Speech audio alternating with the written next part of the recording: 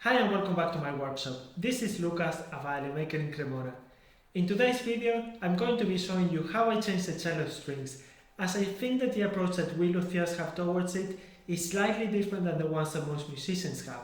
So along the way, I'm also going to be mentioning some tips and advice, such as how to keep the right position and angle for the bridge. I'm also going to be mentioning which string goes in which peg and how to keep them lubricated so that they don't start blocking.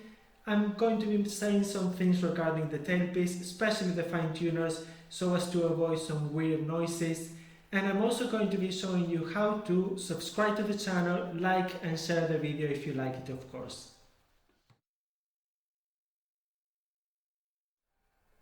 I recently made a video about this. Recently? I think it was over a year ago now. Anyway, I made a video about this part for the violin. The thing is that it's slightly more complicated for the cello, so I decided to make a specific one for this. So then I will begin by placing the cello against a flat surface, and it's important to keep in mind that I want to put something soft where the screw and the back of the instrument are going to be so that I don't damage them.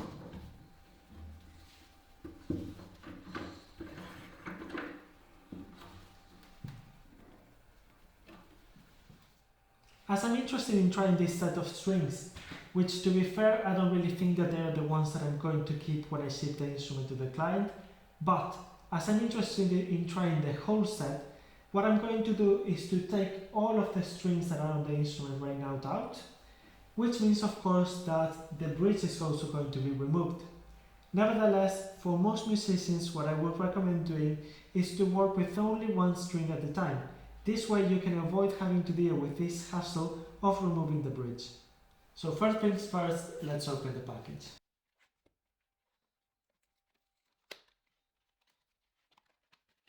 Whether I'm changing all the strings at once or not, I would always recommend placing some sort of cushion around this area here, so in case the bridge falls, snaps, or whatever other catastrophe might happen to it, I don't have to worry about the tailpiece or the fine tuners digging any sort of hole on the top and causing some sort of serious damage. So now that this is safe, I can start removing the strings.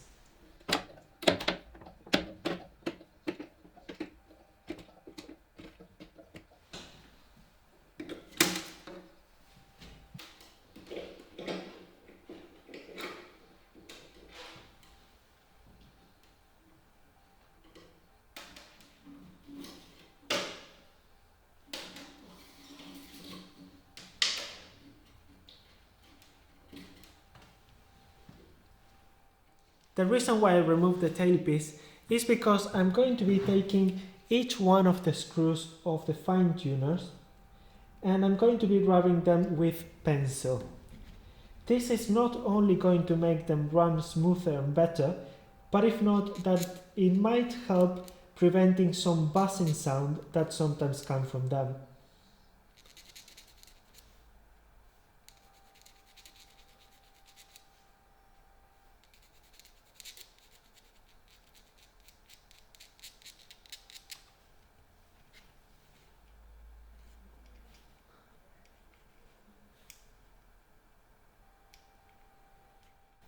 Once I'm doing that on all the screws, for this particular tailpiece, I'm also going to be repeating the process inside here.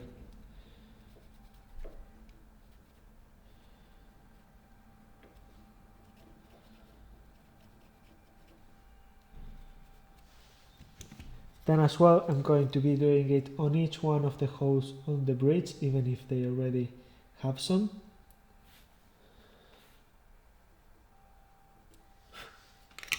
And here on the nut.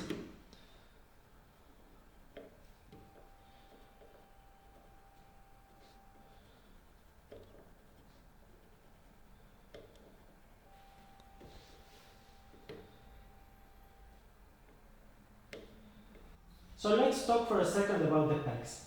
The order of the strings on them is of course C, G, D, A or Do, Sol, Re, La. The secret, and I don't really want to call it a secret because I don't think it is, so let's say the key for them to run smooth is to apply a lubricant to the pegs. What I would recommend for most musicians doing is to apply peg paste like this, which is very easy to get, very affordable, and also very easy to apply. It's not something you can really go wrong with. So how often do you have to apply it? That really depends a lot on how the peg runs. It can be once a year or every time you change the strings, which for some people is once every 2 or 3 years. But keep in mind that if you put too much of it, or that if you do it too often, then what is going to happen is that the peg is not going to stay in tune, if not that it's going to slip back. So it's important that the peg runs smooth, but that it also holds and stays in position. So now what I'm going to do is to remove one of the pegs and show you how to apply it. As you can see, I already applied some peg paste in this one before, but for new instruments, or at least new pegs, I usually have to do it a couple of times until the hole on the peg box starts absorbing some. Obviously, if you're changing one string at a time, what you can do is to do it individually to each peg while you're making the change.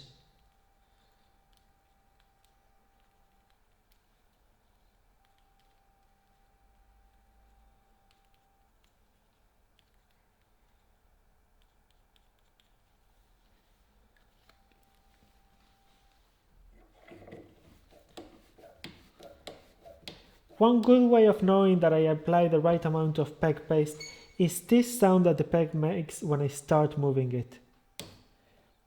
This means that the peg got to block, so we'll probably keep the tuning, but at the same time when I start moving it, it runs very smoothly. Now I will put the tailpiece back in position and I will start putting the strings without applying much strength before we get into what is probably the most delicate topic, that is the bridge. Make sure that the tailpiece is centered with the saddle. And with the strings, I will begin always by putting the C and A. Then I will put G and then I will put D.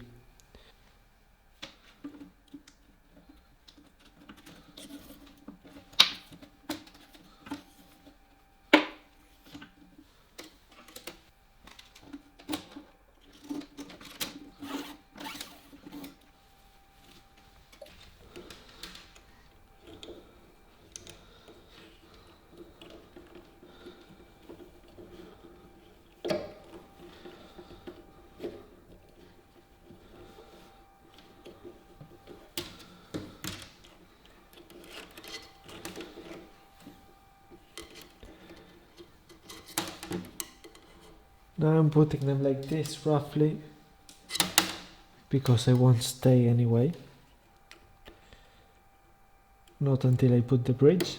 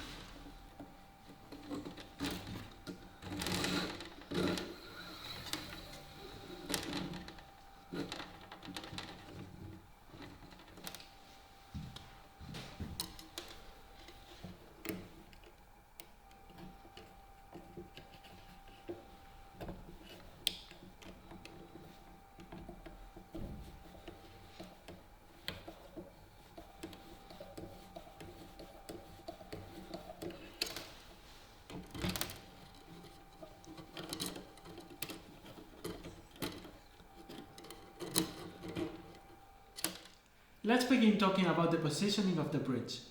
The bridge has to be placed in a way that it's centered with a diapason, and the diapason is usually marked by these internal cuts on the F holes. Another thing is that it has to be centered with the center line of the instrument, and also in a way that when I look from here, the bridge is aligned with the fingerboard and with the tailpiece. Now I'm going to loosen the strings a tiny bit more and place the bridge there.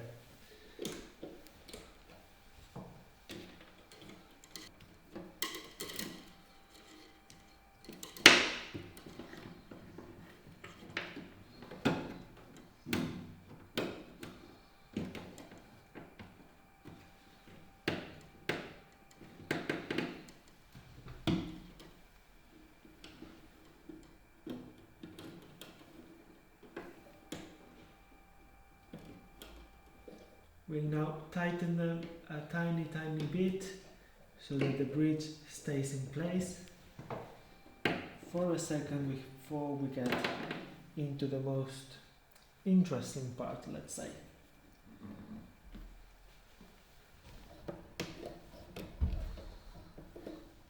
As you can see, now the bridge is properly positioned. Kind of. You will later on see why it's not perfectly there yet. But before, let's discuss one of the things that we violin makers talk about and see the most, which is bent bridges.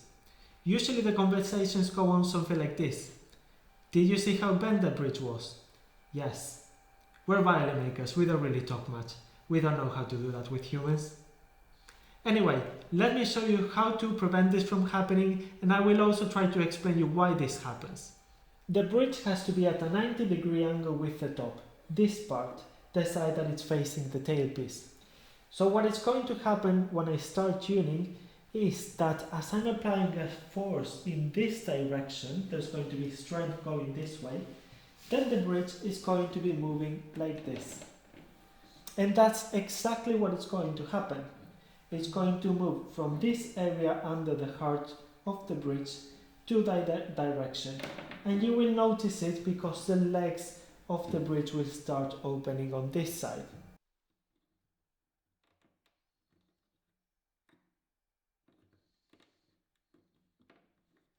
What you will see me do when I properly start tuning is that I'm going to keep fixing the bridge from this area here, the one that I mentioned before that it's under the heart, up to when I reach to something like 1 or 2 tones behind the actual tuning.